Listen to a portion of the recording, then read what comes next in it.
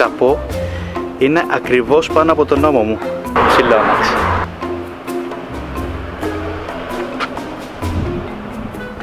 Bird κατεβάζει ένα app στο κινητό, από όσο ξέρω, σκανάρεις το barcode και το παίρνεις από όπου το βρεις και το αφήνεις όπου θέλεις και κυκλοφορείς, είναι στην περιοχή Santa Monica Venice Beach που πάμε τώρα. Πολύ έξυπνο και είναι πάρα πολύ φθηνό. Θα κατεβάσω το app γιατί είναι περίπου 20 λεπτά η απόσταση, οπότε και πιο γρήγορα θα πάω και θα το δοκιμάσω που θέλω πάρα πολύ να δω πώς είναι. Το app κατεβαίνει. Έτοιμο. Κάνεις λογαριασμό και μετά το μόνο που κάνεις είναι να σκανάρεις το barcode, το παίρνεις, φεύγεις, το κλειδώνεις και το αφήνεις όπου θέλεις. Σκανάρω τον κωδικό.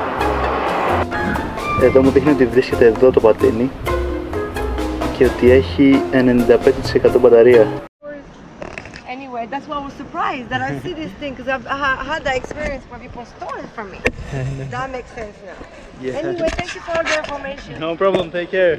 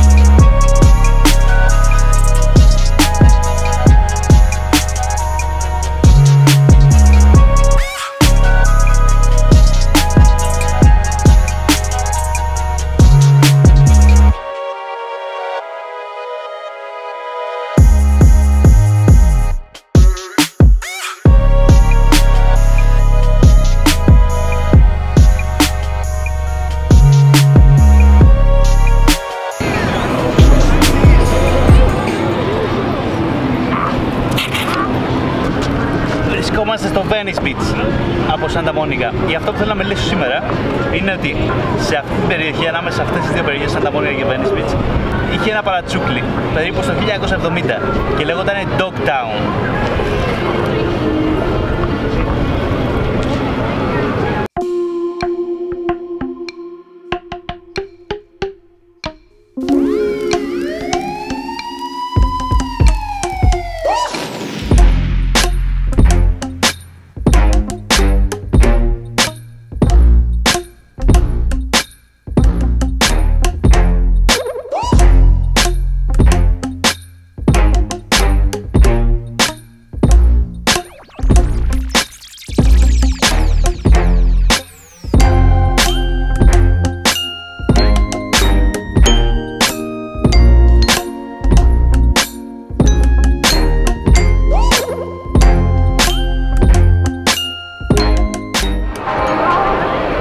Τι ποίημα έφτιαξες? Για πες το ποίημα. Ναι. Ένας περνά και φέρνει άλλον. Αυτά που έρχονται κανείς εύκολα κάνει. Είναι τα ίδια τα χθεσινά, τα βαρετά εκεί και καταντάει το αύριο πια, σαν αύριο να μην μοιάζει.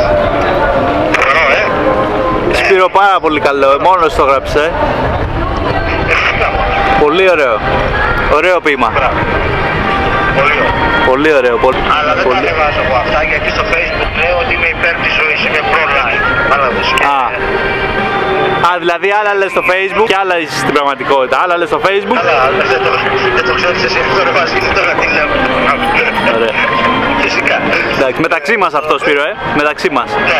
Ναι. Στο Facebook είμαστε ζεν, η απόλαυση της κάθε στιγμής, να βρίσκεις χαρά παντού και τέτοιες μαλακίες. Έτσι. Και στα αλήθεια τι είσαι, Σπύρο? Τι είμαι στα αλήθεια, τι εννοείς, ένα κατακάστη. Έτσι.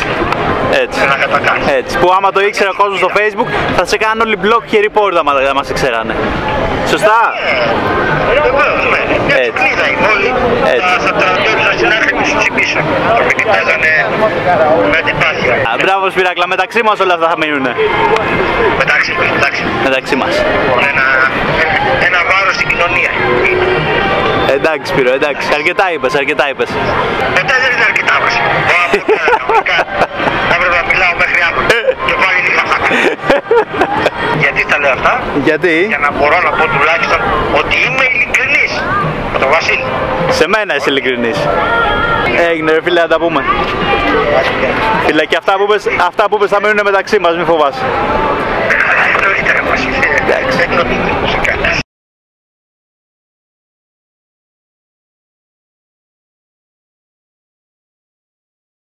Αυτά, sorry, είχα ένα μικρό chat με το φίλο μου. Λοιπόν, εκεί πίσω μου βρίσκεται το γνωστό skate park του Venice Beach. Ο σχεδιασμός του είναι σαν άδειες πισίνες. Αλλά για να φτάσουμε εκεί, όλα ξεκίνησαν περίπου 50 χρόνια πριν. Όλα ξεκίνησαν περίπου γύρω στο 1970, όπου μία παρέα surfers από το Dogtown, τις ημέρες που δεν είχε κύμα, ξεκίνησαν να κάνουν skate. Τα skate τα φτιάχναν μόνοι τους και δεν υπήρχαν καν κανονικές ρόδες, υπήρχαν κάτι πύλινες ρόδες, κάτι ρόδες που ήταν πολύ επικίνδυνες. Συνέβησαν κάποια συγκεκριμένα γεγονότα. Το πρώτο ήταν, βρήκαν τρόπο να φτιάχνουν ρόδες από πολυουρεθάνιο, που τους έδωσε τη δυνατότητα να κάνουν πιο ασφαλή τα skate και να μπορούν πιο εύκολα να κάνουν κάποια tricks. Τότε το skate δεν έχει καμία σχέση με αυτό που είναι σήμερα. Οι διαγωνισμοί που γινόντουσαν σε κάποια τοπικοί διαγωνισμοί ήταν απλά freestyle που ήταν σε μια επίπεδη επιφάνεια και απλά κάναν τα δικά τους, οτιδήποτε σκεφτόντουσαν και ερχόντουσαν στο κεφάλι τους. Δεν υπήρχε κάτι συγκεκριμένο, δεν υπήρχαν tricks. Ό,τι τους ερχόντουσαν και ό,τι φανταζόντουσαν το κάνανε πάνω στο skate. Μπορεί να κάνανε κατακόρυφο πάνω στο skate, μπορεί να γυρνάγανε γύρω-γύρω. Δεν υπήρχε τίποτα να δούνε για να αντιγράψουν και να κάνουν. Kids these days have no idea. You know, the stuff that they want, the rails they want to skate, you know what I mean? The stuff that they want to try, that all stemmed from Jay and his approach to skating. You know, it was a different era, it was a different style, it was a different terrain, but the attitude was the same. Το άλλο σημαντικό γεγονός ήταν ότι μια περίοδο κάπου στο 1970 η Καλιφόρνια είχε στερέψει από νερό. Οπότε απαγορεύτηκε μέχρι και να ποτίζεις το γρασίδι σου, μέχρι και να σερβίρουν νερό μέσα σε καφετέριες και σε χώρους εστίασης. Οπότε οι πισίνες που είχαν κάποια σπίτια έπρεπε να τις αδειάσουν, ήταν όλες άδειες, δεν είχαν γεμίσει καμία πισίνα. Και ξεκίνησαν λοιπόν να δοκιμάσουν να κάνουν skate μέσα σε μια πισίνα. Από τότε ξεκίνησαν και ψάχναν όλες τις πισίνες στα σπίτια, πηδάγανε τους τάχτες, μπαίνανε στα σπίτια, μέχρι να τους κυνηγήσουν οι ιδιοκτήτες των σπιτιών ή οι γείτονες και να φύγουνε. We found a couple good spots. We knew that there was more of them available, and we just kept scouring the neighborhood. We did extensive searching looking for backyard pools. We would drive up and down the alleys in the valley, standing on the roofs of the cars. Jay got on the top of my car and we're driving down alley after alley in Beverly Hills, and Jay is like on the top of my car going, no, wait, you know. We'd go up and down the alleys on our bicycles and jump up and look over the fences. We'd go up and down canyons and take vantage points, and we had binoculars. We went to places where the pool was completely filled in with dirt. We dug out an entire swimming pool so that we could skate it. Από τότε λοιπόν ξεκίνησαν να κάνουν skate μέσα σε πισίνες. Με τα επόμενα χρόνια το design που χτίζανε τα skate parks, ένα από αυτά τα σχέδια ήταν και η πισίνα, όπως είναι αυτό εδώ που βρίσκεται στο skate park στο Venice Beach.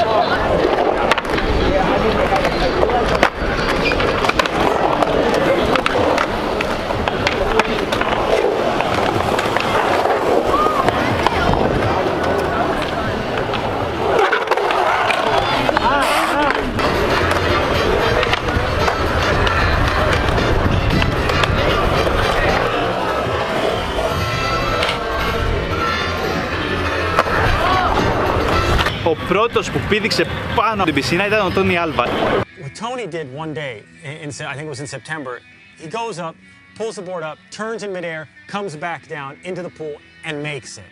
It was fucking unbelievable. It's something that it could be described today, but you just don't understand because it's a given and it's seen. Now, other people said that people did aerials at other places other times. No one did it like Tony did, and no one did it with style for many years to come outside of that crew. Ένα από τα μέλη της ομάδας Z-Boys με τον πατέρα του φτιάξαν μια από τις πρώτες εταιρείες skateboard, τη Z-Flex. Σήμερα λέγεται Z-Flex, λεγόταν Zephyr στην αρχή, μετά Z-Flex, η οποία είναι η εταιρεία που είναι το αγαπημένο μου μικρό skateboard που έχω, που το αγόρασα εδώ λίγο πιο κάτω από το Venice Beach την πρώτη φορά που ήρθα στην Καλιφόρνια. Can be in the vlog. Yeah. You're in the vlog right now. All right. Hey, what's up, bro? Venice Beach, you see it? Yes, sir. What do you know about Dogtown? Man, a lot. Stacy Peralta, man. That's your favorite one? Jay Adams. Jay Adams is probably one of my favorite skaters from Dogtown. Rest in peace, you know. He's in a good place right now. But yeah, he made the way for a lot of skaters, definitely. Let me show you. Let me see this really quick. Yeah, bro, go for it. I love your board, man. Hey, thank you so. Yeah, this is my girl. I keep her everywhere I go. Ooh. And then you know, I keep it 100%. It's Dogtown everywhere I go, bro. You see me? So yeah, I'm a rapper. I love it, man. Heck yeah. What was your name? Vasilis. Rashad, man. Nice to meet you, man. Heck yeah. Thank you. Nice to meet you guys.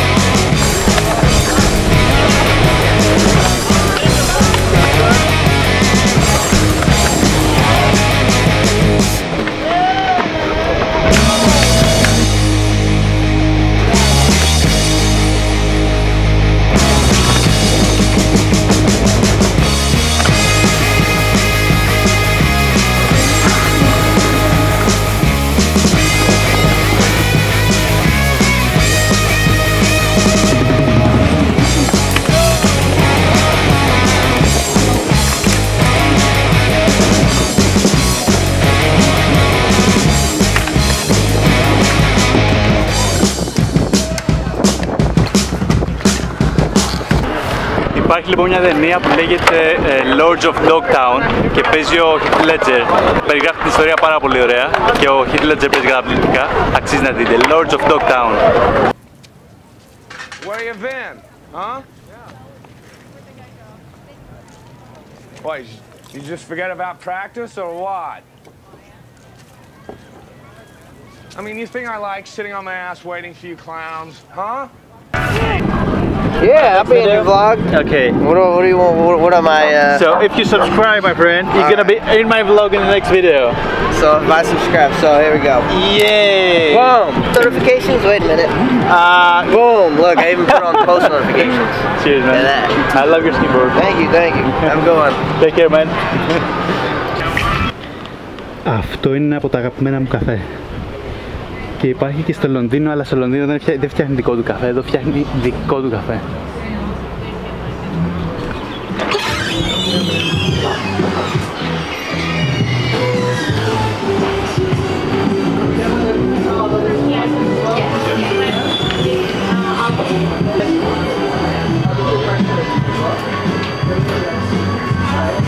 Can I have an Americano, please? Sure, absolutely. And, okay, I'll have the peanut butter. Okay, great.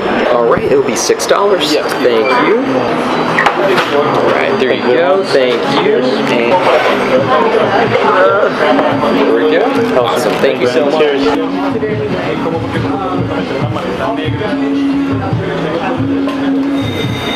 Where are you from? I'm from Greece. Oh wow, super cool. So busy, and all we were doing was making nice, delicious coffee on the street, no branding. There you go. Because we didn't want any barriers. There was no door, no windows. People could walk into the espresso machine, see what we were doing.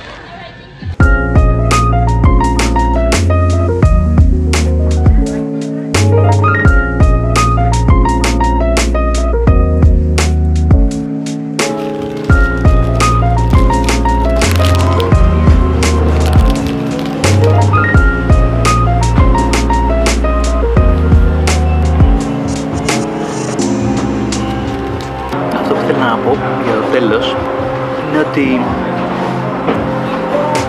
σκεφτείτε ότι αυτό δεν έχει καθόλου μεγάλη σημασία, αλλά η επιρροή της κουλτούρας του skateboard επηρέασε σχεδόν όλους μας και αυτό αρκεί αν κοιτάξετε το ντύσιμό σας. Κάποιο στοιχείο από το ντύσιμό σας θα έχει κάποιο στοιχείο από αυτή την κουλτούρα. Και αυτό δείχνει πόσο επηρέασε συνολικά την ανθρωπότητα, κάτι τελείως ασήμαντο και κάτι τελείως ανούσιο. Και όμως αυτά τα παιδιά βοήθησαν στο να δημιουργήσουν μια νέα κουλτούρα, άσχετα αν σου αρέσει ή όχι.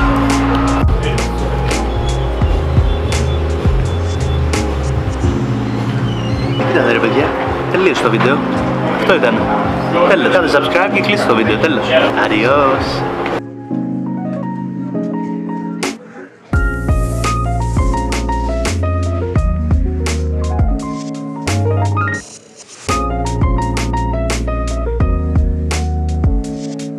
Αυτό λοιπόν ήταν το Dogtown.